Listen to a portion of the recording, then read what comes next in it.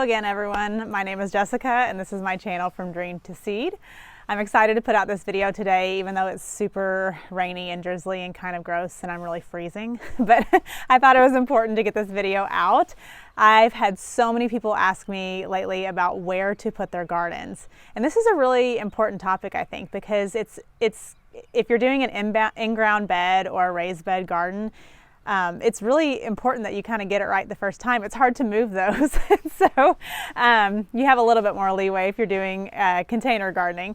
But I want to talk a little bit about today about why garden orientation is important, why the amount of sunlight that your garden gets is important, and different types of shapes of yards that might be difficult to grow a garden in.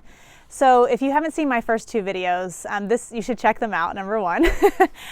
This is video number 3 in a series for beginner gardeners. So my first video talked about the different common types of gardens: in-ground, raised bed, container gardening, and a little bit about each of those and maybe what the best garden would be for you. My second video talked a little bit about soil testing, why it's important, especially for those of you guys doing in-ground gardening. And this video is going to talk about garden orientation. So what is garden orientation? That's basically where you should put your garden and which direction it should face. And why is that important? Well, most of us know that plants need sunlight to thrive. They also need certain conditions in the soil to thrive and to grow properly.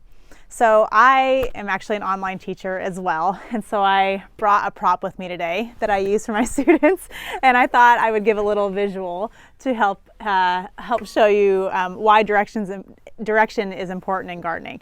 So for those of us that are in the northern hemisphere, you know that sun is going to track the strongest along the equator. So anything to the north of that, that's the way the shadows are going to point. So if we think about your yard, you want to stop and say, okay, first of all, which direction is south and which direction is north? And if you're not really sure, I bet most of you have a smartphone and you can open up the compass app in your smartphone. And so go out in the place where you want to put your garden and stand facing south. And you want to look south and you want to say, okay, is there anything southwise that is going to maybe cast a shadow on my garden? That could be your house, it could be a shed, it could be a large tree, it could be your neighbor's house, it could be taller plants. So anything that is to the south of you is going to cast a shadow onto that area. Now that will change during the day as the sun moves, or rather as the earth moves. But so what you can do if you're unsure of how many hours that particular area is going to get sunlight is you can go out and put a stake or a flag in the ground as that shadow moves. And that way you'll be able to see exactly how many hours of sunlight that garden is getting. Well, how many hours do plants need? Usually, most plants and vegetables and fruits need about 6 to 8 hours of sun, and that's considered full sun.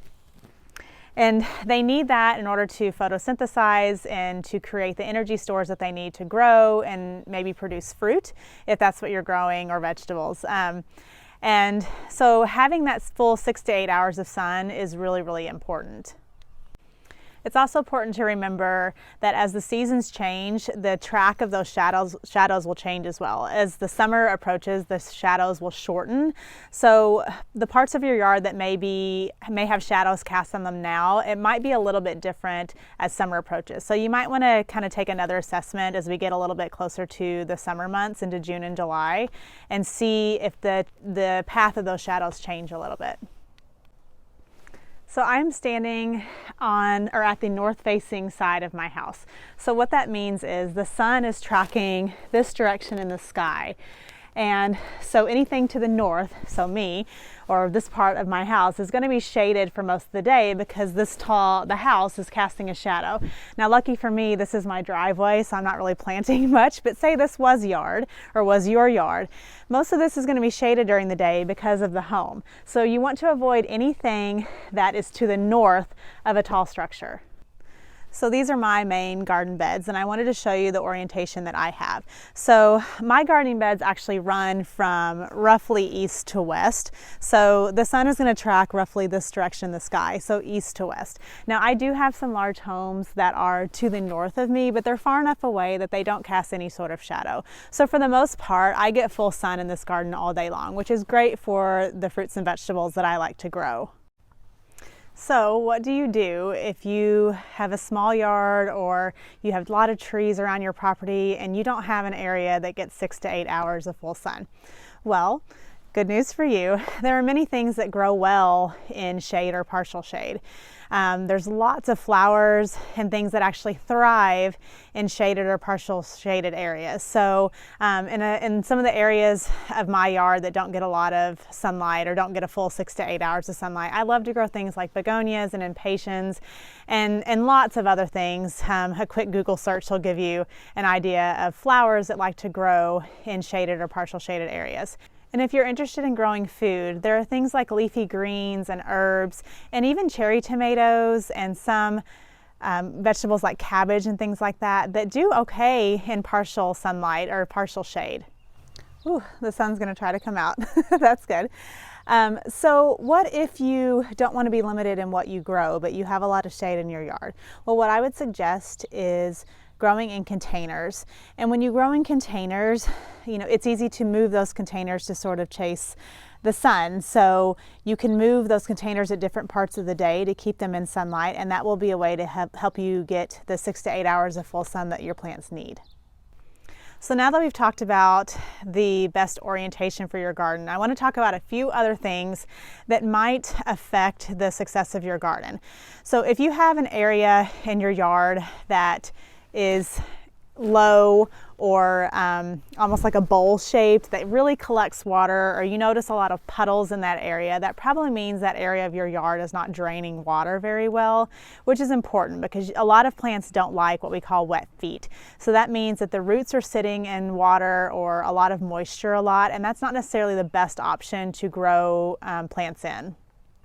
You also want to avoid extremely sloped areas because then you have the opposite problem. You have a lot of soil erosion and the water drains usually very quickly down those areas. And so that's not the best place. The plants don't get enough consistent water to really thrive in that area as well. Another lesser known thing that might affect your garden is if you have any black walnut trees in your area. So black walnut trees actually produce a chemical called juglone, and this chemical is actually toxic to many flowers, to many plants, to many vegetables. So you want to stay clear at least 50 to 100 feet, if not more, because of the way the roots spread, which the juglone is actually in the roots. So you want to avoid anywhere that is near any black walnut trees. So I'm gonna finish quickly because as you can tell it's raining and I'm getting soaked and I'm really cold.